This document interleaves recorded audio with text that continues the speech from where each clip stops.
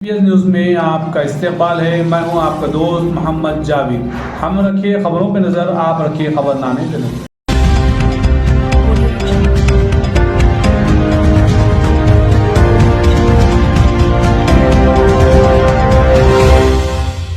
जिस तरीके से पुराने मामलात, आज़ान, मदारिस और उलमा किराम की बात को लेकर जनाब वज़ीर दाखिला मोहम्मद महमूद अली साहब ने बहुत अच्छे अंदाज में वाज़ेह कर दिया है कि हर तरीके से तमाम मुसलमान और दीगर मज़ाहब के अफराद के साथ केसीआर साहब अपना नज़रिया एक ही रखते हैं। चलिए, एक आपकी अपनी ज़िंदगी से जुड़ा हुआ एक अहम सवाल जो हमारे नाज़रीन के लिए भी है और कुछ लोग आपको चाहने वाले भी हैं, तो उनके ज़बानों पर कुछ अल्फाज आपको लेकर होते हैं कि अक्सर इमाम ज़ामिन आप केसीआर साहब के हाथ पर बांधते हैं और हाथ भी उनको चूमते हैं। तो क्या ये मामले में इमाम ज़ामिन का बांधना, ये क्या रसूमात से आप अदा करते हैं या फिर उन्हें खुश करने के लिए करते हैं? देखिए, इमाम जामिन जो है हिफाजत के लिए बना जाता है जी। और केसीआर साहब ने कई तकारीर में कहा उन्हें एतकाद है। देखिए, उसमें कोई कुछ लिखा नहीं रहता। इमाम जामिन जो होता है ना, मैं भी आपको मंगा के बता दूंगा मेरी गाड़ी में से, उसमें कुछ नहीं लिखा रहता। गाड़ी में हमेशा रहता है, बिल्कुल रहता है, क्योंकि उनको भी एतकाद है। एक बार जो है जी, हमारे पंजाब के चीफ मिनिस्टर और दिल्ली के चीफ मिनिस्टर जी, सीएम साहब के घर पे थे, तीनों मिलकर जा रहे थे। जी। मैंने इमाम जामिन बना तो दिल्ली के चीफ मिनिस्टर केजरीवाल ने सीएम साहब से पूछा क्या है जी। तो सीएम साहब ने कहा मैं तफसील से आपको प्लेन में बताऊंगा, मेरी वापसी की जमानत है। क्या बोले? वापसी की जमानत है।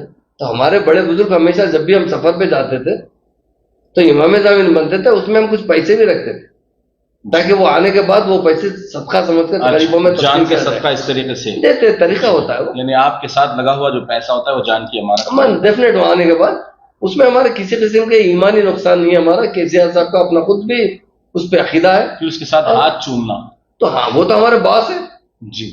हम तो हमारे बॉस है केसीआर, क्या समझ रहे जी। हम बड़ा एहतराम करते हैं केसीआर साहब का जी। हम अपने फादर ये समझना कि लोग हमको चीफ मिनिस्टर साहब जो है होम मिनिस्टर दिए या डिप्टी चीफ मिनिस्टर, और मैं जो है आपको एक बताता हूँ अब्दुल्ला साहब जी, मैं हलाल रोजी खाता हूँ, अल्हम्दुलिल्लाह हलाल रोजी खाता हूँ। वो जो मेरी तनख्वाह है 3 लाख रुपए, उसमें टैक्सेस जाते हैं। उसके अलावा 1 रुपए का मेरा वादा रहता हूँ। आपके फोन में बोल रहा हूँ, चैलेंज से आप बोल दीजिए कहीं भी। मैं जब हलाल खाता हूँ जी तो मेरे उस्ताद का मैं एहतराम करता हूँ। केसीआर साहब यकीनन मेरे उस्ताद है जी। मेरे बाप के बाद मैं अगर किसी को मोहब्बत करता हूँ तो केसीआर साहब से करता हूँ, और मैं जब तक जिंदा रहूंगा केसीआर साहब के साथ रहूंगा जी। ऐसा नहीं है, मेरे उन कई पार्टियों ने भी ऑफर दी थी जब तेलंगाना मूवमेंट में, पर मैंने कहा एक बार जब केसीआर साहब को मिल लिया, मैं एक उस्ताद के शागिर्द बन चुका हूँ, मरे दम तक उसी उस्ताद का शागिर्द होऊंगा, क्योंकि वो उस्ताद बहुत खास उस्ताद है जी। ऐसा ऑर्डिनरी उस्ताद नहीं है वो एक मुकम्मिल इंसान है केसीआर साहब। लोग अगर उनकी अच्छाई नजर से देखेंगे तो फिदा हो जाएंगे। अब ये लोग व्हाट्सएप पे कुछ तो बोलते रहते हैं, ये तो दुनिया है, चलने का चलते रहता है, तो यही है, वो और कुछ नहीं है जी। हम भी जो है अल्लाह का नाम लेके बनते हैं, अल्लाह ताला केसीआर साहब की हिफाजत फरमाए जी, और अल्लाह पे भरोसा करते हैं, अल्लाह ही जो कुछ देखने वाला है। क्योंकि ये सवाल ये जरूरी इसलिए था कि हम सहाफ़ी हजरात कभी हमारे अपने मवाद के लिए कुछ हमारे नाज़रीन को खुश करने के लिए भी इस मामले पर कभी गुफ्तगू उठा देते हैं कि इमाम ज़ामिन होम मिनिस्टर साहब ने बांधा है, तो उस पर कुछ हमारे अपने नज़रियात होते हैं, अपने मुकालिमात होते हैं। तो आवाम को भी ये चीज़ से वाकिफ कराना था कि आखिर क्यों आप बांधते हैं, लेकिन आज इसका आप डिक्लेरेशन कर चुके हैं, बहुत बहुत शुक्रिया। एक 2-3 सवाल आपसे करते हैं, आखिर इसके बाद ये प्रोग्राम को हम यहीं पर ख़त्म करेंगे। एक सवाल, जब ये तमाम इतनी तारीफें आप कर चुके हैं, इतना आप तेलंगाना को वाकई देखा जाए, हकीकत अगर देखा जाए तो 9.5 साल के अंदर डेवलपमेंट से लेकर इसकी मांग बहुत ही फायदेमंद रहे, और सबसे बड़ा अगर फायदा ये रहा तो ये है कि कर्फ्यू जैसे हालात और यहाँ पे फिसादात से आप सब ने मिलकर एक अच्छा सा इसका माहौल बनाया रखा। लेकिन अब इन तमाम एक की कोशिश और आपकी खिदमत यहाँ तक तो आई है, क्या अगर अब अगली बार फिर एक बार केसीआर की फिर वही कार तेजी के साथ रफ्तार में आएगी तो क्या फिर आपको इस ओहदे पर फायज रखने की उम्मीद है, या फिर आपको सुबकदोश होने का एक नजरिया नजर आता है? देखिए, मैंने कभी भी 14 साल तेलंगाना मूवमेंट के साथ रहा, कभी ओहदे पे नजर नहीं रखा। मुझे तो मालूम ही नहीं था, मैं तो समझता था कि जेल में जाने वाला हूँ या पुलिस की गोली में मरने वाला हूँ जी। हम जब 2001 में पार्टी में शामिल हुए तो लोगों ने हमसे कहा कि क्या मिलेगा। मैं बोला क्या मिलेगा, हिंदुस्तान की आजादी में क्या मिला, गोली मिली। या आजादी मिली। बराबर। हम तेलंगाना, हमारी स्टेट जो निजामी स्टेट को तेलंगाना में मिला, आंध्रा में मिला गया, सबसे ज्यादा बैकवर्ड है तो मुसलमान है जी। तो उससे या तो हमें सेपरेट तेलंगाना मिलेगा या हम गोली खा के मर जाएंगे। बराबर। आपको आपको एक बात बताएंगे, अगर आप चूंकि बहुत अच्छे बड़े जर्नलिस्ट है, मेरे पास मैंने जो भी है, मेरा जो पुराना असासा वही है मेरे पास जी। और मैंने होम मिनिस्टर बनने के बाद पहले या डिप्टी चीफ मिनिस्टर बनने के बाद अगर कोई चीज बनाया हूं मैं, मेरे लिए अपनी खबर बनाया, मेरी और मेरी अहलिया के लिए, चौबीसा मस्जिद के अंदर जी। दरखास्त देकर मस्जिद वालों को चेक देकर जी। 2 साल के बाद उन्होंने चेक पे 51,000 रुपए लिखा। मैं तो साइन कर चुका था, मैंने कहा आप जितना चाहे लिख सकते हैं। उसके बाद मैंने बनाया तो मेरी और मेरी बीवी की खबर बना लिया था जिंदगी में कि जब भी मरूं मैं, चूंकि मेरी मालिक साहब की भी मजार वहीं बाजू है जी। तो मैं अपनी भी खबर वहीं बना दिया हूँ मेरी बीवी की। मैं ना कोई प्रॉपर्टी बनाया, ना मुझे 1 रुपया किराया था, ना मेरे पास कोई प्रॉपर्टीज है, ना मेरे पास आप कार जो है ना, जो मेरी अपनी पर्सनल कार है वो भी 2012 की कार है। 2013 में मैं एमएलसी बना था तो 1 साल पुरानी कार लिया था, आज तक वही कार है मेरे पास। मैं क्या नहीं करा, रेवेन्यू मिनिस्टर रहा, आज होम मिनिस्टर रहा, बहुत सादा रहता हूं मैं, बिल्कुल मामूली कपड़े पहनता हूं। पर एक बात जरूर आपसे कहता हूं, तेलंगाना बनने के बाद जो मुसलमानों को फायदा पहुंचा है पिछले 60 साल 50 60 साल 65 साल में कभी नहीं पहुंचा। बराबर बात। आपका बजट बताता हूं, पिछले 10 साल की बात कर रहा हूं, 2004 से 2014 तक कांग्रेस की हुकूमत, 2014 से 2023 तक बीआरएस की हुकूमत। आप देखिए 2004 से 2014 तक जुमला 1000 करोड़ भी खर्चा नहीं किया गया माइनॉरिटी डेवलपमेंट पर, और आज 2014 से लेकर 2023 तक 10,000 से चिल्लर 10,800 करोड़ का खर्चा किया गया। ये मामूली बात है। एक ही बात, कई चीज इसमें नहीं आते, आसरा पेंशन है सारे मुसलमानों को दिया रहा है, माइनॉरिटी डेवलपमेंट में सीएम साहब एक बात कहे, जनरल स्कीम में तो सबको फायदा पहुंचना चाहिए जी, पर माइनॉरिटी स्कीम के अंदर 2 बात बोलता हूं आपको, ज्यादा नहीं। शादी मुबारक कभी कोई बोले नहीं थे, शादी मुबारक के अंदर, शादी के अंदर सीएम साहब ने 2,66,000 मुस्लिम बच्चों की शादी करवाई है 9 साल में। 9 साल, बड़ी बात। और खर्चा कितना किया है, 2,340 करोड़ रुपए सिर्फ माओं के अकाउंट में गए उनके। आप बताइएगा मुसलमानों के अकाउंट में, उनकी माओं के अकाउंट में 2,340 करोड़ जाते हैं तो क्या छोटी रकम है? बताइए। बड़ी रकम, बड़ा एक जिम्मेदारी का बोझ उनसे हटा। इमाम और मोहसिन हजरात के अकाउंट में, वो तो बड़े बेचारे क्या रहते, उनके अकाउंट में क्या 304 करोड़ रुपए इमाम और मोहसिन हजरात के अकाउंट में अब तक गए हमारे पास। ये हमारी तारीख है, आपको मैं अकाउंट से बता रहा हूँ, पूरा अकाउंट आप चेक कर सकते हैं। जितना फायदा मुसलमानों को पहुंचा है रेजिडेंशियल स्कूल से, हमारे बच्चे इस मरतबा 11 बच्चे तो एमबीबीएस में दाखिला लिए। जी हाँ, देखा है। 100 चिल्लर बच्चे, 153 बच्चे तो बीडीएस में दाखिला लिए, 1500 बच्चे इंजीनियरिंग में दाखिला लिए।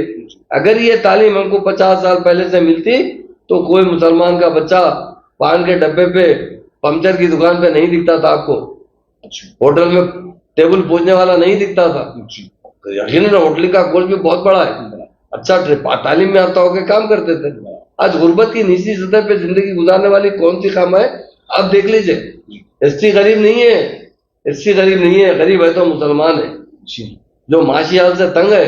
आप देहातों में हम जाते हैं, इंटीरियर हम जाते हैं इलेक्शन के टाइम, हम जब गरीब से देखते हैं मुसलमानों को, हमारे आंख में खून के आंसू आ जाते हैं। क्या जिंदगी इनकी, क्या तकलीफ में। अगर पहले से मौका मिलता होता काम करने का तो बहुत कुछ काम किए होते थे। हमें तो सिर्फ 9 साल का, 9.5 साल का मौका मिला है, हमें आगे 40 आगे और बहुत मौका मिलेगा। मैं और एक बात बताना चाहता हूं, ये कांग्रेस जो कह रही है ना, ये कर्नाटक अगर मैं भी कर्नाटक जाता ना, सही भी कांग्रेस को वोट डालो बोल के आता था कर्नाटक में जाने। अगर मैं जाता कर्नाटक में जी, इलेक्शन के टाइम पे जाता जी, तो डेफिनेट कांग्रेस को वोट डालो बोलता था, क्योंकि बहुत बड़ा जुल्म था वहां पे मुसलमानों। जी, मरकजी सरकार का वहां पर जुल्म होने की वजह से आप ये अनाउंसमेंट कर सकते थे डेफिनेट। अगर कर्नाटक में, यहाँ तो कांग्रेस कभी नहीं कर सकी, उससे अच्छा हुकूमत तो केसीआर साहब कर रहे हैं। जी, हिंदुस्तान में नंबर 1 तरीके से जो आप बताएं, मैं बार बार कहते रहता हूं, हकीकत में नंबर 1 केसीआर साहब है, नंबर 1 सीएम है, नंबर 1 सेकुलर है, नंबर 1 मुसलमानों के हमदर्द है, नंबर 1 मुसलमानों को तरक्की दिलाना चाहते हैं। ये रेजिडेंशियल स्कूल खोलना मामूली बात है, बताइए। उसे अपग्रेड किया गया इंटरमीडिएट, और उसके बाद अब डिग्री कॉलेज, इंजीनियरिंग कॉलेज जा रहे हैं। सीएम साहब के पास परसों की बात है, एक बात बताता हूँ। एक मेरे पास एक बच्चा, महबूबनगर से एक बच्चा आया था। वो बच्चा आके बोला कि मैं बहुत गरीब हूँ साहब। तो पता ही, कहाँ पढ़ते थे आप? तो टेम्ब्रिज में पढ़ा। क्या चाहिए आप? बोले नहीं, मुझे पायलट का दाखिला मिला है, पायलट बनने के लिए कॉलेज के अंदर, जो बेगमपेट में कॉलेज है। तो क्या परेशानी है? तो बोले फीस 35 लाख है। हमारे बाप तो मजदूरी का काम करते हैं, मुझे शौक है पायलट बनने का। मैंने कहा ठहरिए, हमारे सीएम साहब हातिम ताई है, एक बार जाके उनसे जिक्र करेंगे। मैं जब जाके सीएम साहब से जिक्र करा तो बोले महमूद भाई, एक बच्चा भरे हैं, 1000 बच्चों की फीस मैं भरूंगा। क्या जितने टेम्ब्रिज में बच्चे पढ़ रहे हैं, वो जितनी आला तालीम हासिल करेंगे, वो पूरा का पूरा खर्चा हुकूमत बर्दाश्त करेगी, मैं बर्दाश्त, रियासत का नाम रोशन होगा। ये गरीब बच्चे इनके बच्चे किसके है? वो पंचर बनाने वालों के बच्चे पढ़ रहे हैं, रक्षा चलाने वालों के बच्चे पढ़ रहे हैं, ऑटो चलाने वाले के बच्चे पढ़ रहे हैं, जो लोग छोटा मोटा मजदूरी का काम करते हैं उनके बच्चे पढ़ रहे हैं। उनको आगे बढ़ाने के लिए सीएम साहब का जो जहन है। और एक छोटी बात बताता हूँ आपको, ओवरसीज स्कॉलरशिप। जी हाँ, ये भी बड़ा मसला। आप बताइए, हमारी स्टेट के अंदर 3300 बच्चे अमेरिका, ऑस्ट्रेलिया में पढ़े तेलंगाना बनने के बाद। इतनी अच्छी स्कीम है जिसमें एक बच्चे को 20 लाख रुपए दिए जाते हैं, वो नॉन रिफंडेबल है। सीएम साहब से मैं बैठा था, हमारे ऑफिसरों ने कहा साहब ये बहुत बड़ी रकम है, इंस्टॉलमेंट में वापिस लेंगे तो बेहतर होगा। सीएम साहब ने क्या कहा, मेरे बेटे केटी रामाराव को मैं अमेरिका पढ़ाया, मेरी बेटी कविता को मैं अमेरिका पढ़ा, मैंने कभी एक पैसे की उम्मीद नहीं की। ये गरीब बच्चों से, उनके माँ बाप गरीब है, मैं किस तरह वापिस ले सकता हूँ? ये ग्रांट है, हमें कोई वापिस लेने की जरूरत नहीं। हम ये गुजारिश करेंगे, और जब बच्चे बड़े हो जाएंगे, काबिल बन जाएंगे, तो अपने खानदान की किफालत कर लिया तो बेहतर। अच्छी बात, ये सीएम साहब की सोच है। लेकिन एक दो सवाल यहाँ पर कर लेते हैं। जैसा कि रियासत के अंदर अब आपका गठबंधन मजलिस इत्तेहाद मुस्लिमीन के साथ बना हुआ है, तब देखा गया है तो एक दूसरे की पार्टी सबकत हासिल करने के लिए भरपूर कोशिश करेगी, लेकिन इस बार मामू भांजे की सियासत पर बात चल रही है, तो क्या इस बारे में कहेंगे? सर देखिए, मजलिस से हमारा कोई अलायंस नहीं है जी। आपको कौन बता दिया मजलिस से अलायंस? हमारे दोस्त है जी। हम भी लड़े, चांदनार से हम भी लड़े, चांदनार से अकबर साहब भी लड़े, हम भी लड़े जी। कैसा दोस्ती है बताइए? हम बिगड़ा थोड़े ही थे। तेलंगाना मूवमेंट में वो हमारे साथ नहीं थे 14 साल। तेलंगाना बनने के बाद असद साहब ने कहा कि हम 63 सीट जीते थे, कोई भी 2-4 एमएलए खरीदे तो हमारी हुकूमत को खतरा हो सकता था। बराबर उन्होंने साथ देने का पेशकश किया, सीएम साहब ने उसे कबूल किया, और उसके बाद हमारे साथ चल रहे हैं। और बहुत से चीजों में हमारे साथ जब कोई मसाइल पैदा होते हैं वो मदद भी करते हैं जी। और हम भी उनके एरिया में, आप देखिए ओल्ड सिटी कैसी हो सकी, गोल्ड सिटी की तरह बन रही है जी।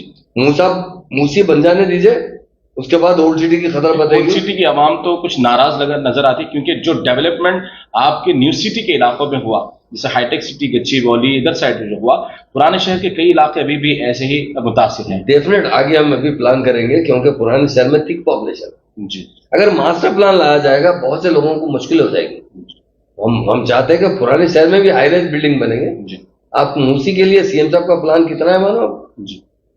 75,000 करोड़ से 1 लाख करोड़ का प्लान है उनका जी। अगर एक बार मूसी बन जाएगी ना, मूसी की साइड से जो कॉम्प्लेक्सेस बनेंगे और मुसलमान उसमें शीट होने लगेंगे, और ओल्ड सिटी को डेवलप किया जाएगा, मास्टर प्लान लाया जाएगा, ताकि मुस्लिम भाई को तकलीफ ना हो, क्योंकि मुसलमान बहुत गरीब है, इसलिए उतना ज्यादा वहां पर उन्होंने कोई चीज के लिए डरते हैं कि मेरा मकान टूट गया तो बनने में कितने बरस लग जाएंगे, कहां से किराया दूंगा। हम डेफिनेट ओल्ड सिटी को भी, आपसे वादा कर रहा हूं मैं, गोल्ड सिटी बनाने का हमारा प्लान है। आप देखेंगे हम और 10 साल हुकूमत करेंगे तो हर तरीके से ओल्ड सिटी को डेवलप करेंगे। असद भाई का ताउन जरूर रहता है हमारे साथ, और डेफिनेट हर जगह जहां अमन की बात रहती है हम उनसे भी बात करते हैं, वो अमन कायम रखने के लिए उनका भी साथ लेते हैं।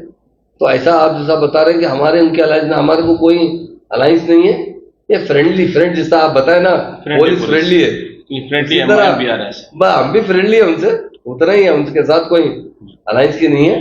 एक बड़ा सवाल, बहुत बड़ा सवाल जो अब अवाम के दरमियान वोट काटने के लिए किया जा रहा है, या ये हकीकत भी है, इस पर आपको इस बात का वाज़ेह तौर पर बताना होगा कि 2024 में बीआरएस जब इख्तिदार में आएगी तो जरूर ये बीजेपी का साथ देगी।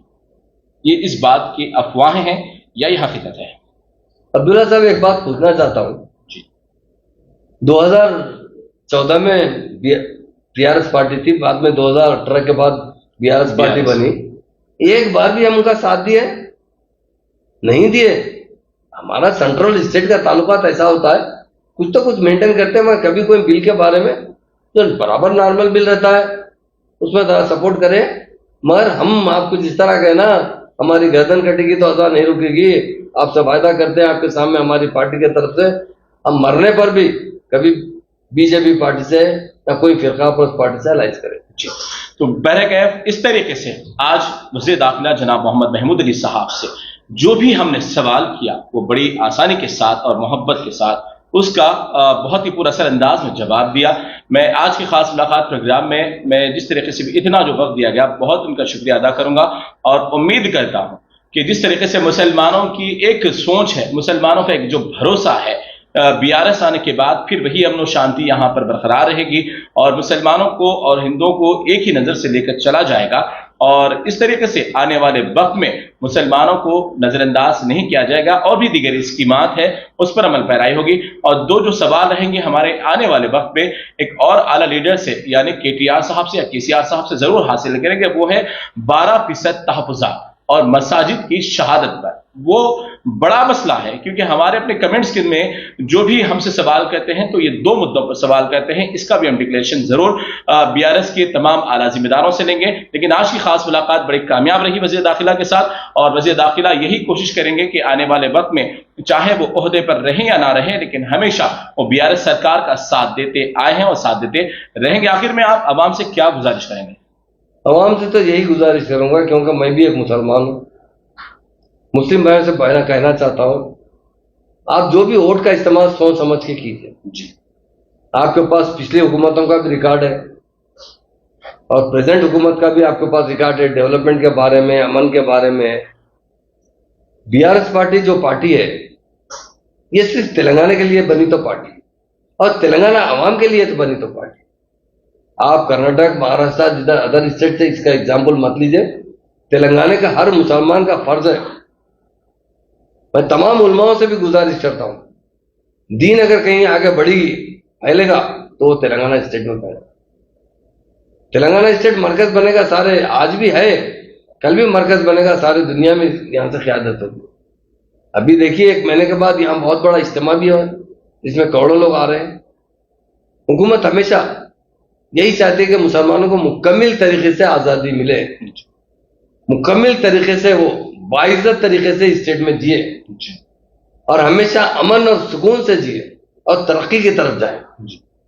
मुझे अल्लाह से उम्मीद है, हमारे उलमाओं की दुआ है हमारे साथ, डेफिनेट हमारी स्टेट अगर सारे हिंदुस्तान के अदर स्टेट से आप कंपेयर करेंगे सबसे बेस्ट स्टेट है, सबसे अच्छी स्टेट है, सबसे पुरअमन स्टेट है, सबसे डेवलपमेंट में आगे बढ़ने वाली स्टेट है।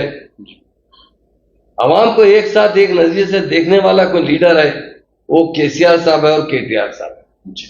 मैं इसलिए आवाम से भी अपील करना चाहता हूं, अभी हम सिर्फ 9 साल 9.5 साल ही हुकूमत की है, पूरे मुकम्मल नहीं किए। इतनी तरक्की लाए, इतनी तरक्की लाए, हर शोबे हयात में कोई ऐसी बात नहीं। आज पावर सरप्लस है, ड्रिंकिंग वाटर घर घर पीने का पानी मिल रहा है, लैंड ऑर्डर नंबर 1 है, फार्मर्स का प्रोटेक्शन नंबर 1 है। हर शोबे हयात में जहां पूरे बैकवर्ड थे 2014 से पहले, हर शोबे हयात में बैकवर्ड थे, हर शोबे हयात में हम फॉरवर्ड हो चुके हैं। तो मैं तमाम से मेरी अपील है कि इनकी उनके बातों में मत आइए। ये लोग बोलते कुछ है करते कुछ नहीं, आप ऑलरेडी देख चुके हैं। हमारे बड़ों ने हमें हमेशा नसीहत करते थे, कभी एक बार किसी से आप धोखा खा जाते तो बार बार धोखा खाने की जरूरत नहीं है, नादान आदमी धोखा खाता है। हमने 1-2 ने 50 साल मौका दिया है कांग्रेस को हुकूमत करने का। आज हमारे सीएम साहब को आप 9.5 साल दिए, अगर 50 साल देते होंगे तो इंशाल्लाह किधर से किधर हो जाएगा। वोट का इस्तेमाल, मेरी अपील है आपसे एज ए मुस्लिम भाई, बहुत से लीडर से मैं नहीं किसी की बुराई नहीं चाहता, मैं जो भी मुस्लिम लीडर जिस पार्टी में रही है, मगर जो तरक्की केसीआर साहब के दौरे हुकूमत में हुई, केसीआर साहब के 9.5 साल में हुई, वो मैं नहीं कहता, सारा हिंदुस्तान कहता है। हिंदुस्तान लोग जब आते हैं तो कहते हैं कि भाई तेलंगाना बदल चुका है, हैदराबाद बदल चुका है, यहाँ का माहौल बदल चुका है, यहाँ गंगा जमुना तहजीब आ चुकी, प्यार और मोहब्बत बांटा जाता है, इसलिए आपका वोट का इस्तेमाल हमारे हरदिल अजीज चीफ मिनिस्टर को बरकरार रखने के लिए कार के निशान को वोट देकर उन्हें भारी मेजॉरिटी से जिताई। और मुझे यकीन है, मैं इलेक्शन के रिजल्ट से पहले मैं यकीन से कहता हूं कि हमारे मुसलमान, जो इंसान आपको मदद करता है उसे कभी नहीं भूलते हैं। बराबर, ये बात। और मैं यकीन से कहता हूं बीआरएस पार्टी 100 सीट तक जाएगी, 100 सीट तक जाएगी। तमाम उर्दू जो हमारी मीडिया एसोसिएशन है, उन तमाम उस पर ये जब ये चैनल पर चलेगा तो उन सबसे भी यही गुजारिश है कि किस तरीके से रियासती सरकार के तरक्याती काम है उसको उजागर किया जाए। ये हमारे वज़ारत दाखिला की जानिब से गुजारिश है। और रहा मसला एक कि जो आज़ान की पाबंदी को लेकर और मदारिस के जो मामलात को लेकर जो बड़ा मसला 2 दिन से चल रहा है, उसको भी आपने सराहतर उसकी सही तस्दीक की है और आने वाले वक्त में वो बहुत अच्छी तरीके से खुलासा भी करेंगे। तो इस तरीके से आज की खास मुलाकात प्रोग्राम में हमने जो भी चुभते सवाल थे या उनकी मोहब्बत के सवाल थे हमने बराबर किए हैं। आप अगर कोई भी आपका एक सवाल हो नाजरीन, तो आप अपना कमेंट्स में जरूर शेयर करें ताकि हम आपका सवाल आला जिम्मेदारान तक जरूर पहुंचाएंगे। तो बहुत बहुत शुक्रिया खास मुलाकात का। और आने वाले वक्त में नाज़रीन फिर एक अहम जिम्मेदारों से और यहाँ की रियासत में होने वाली तरक्की के मामलात पर जरूर गुफ्तगू करेंगे। देखना ना भूलिए हमारे खास प्रोग्राम खास मुलाकात।